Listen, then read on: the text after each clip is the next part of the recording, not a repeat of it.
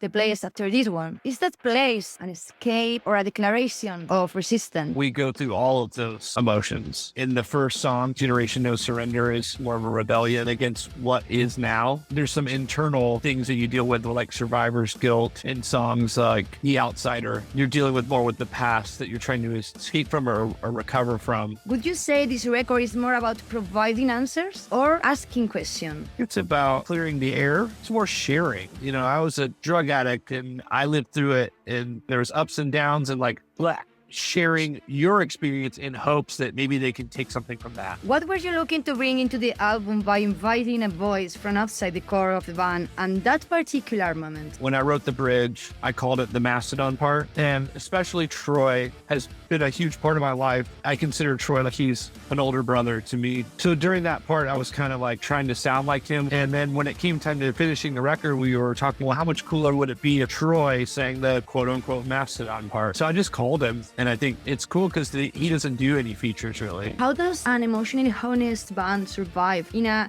hyper-mediated environment? We are a band that exists in real life. A lot of the real life bands are way bigger in person than they are on the internet. We have a very like cult-like fan base. They love to collect our stuff and they show up to our shows and they want to experience everything. You know, I think Underoath is way more of something you just listen to. You kind of need to listen to it and be in the room at the same time.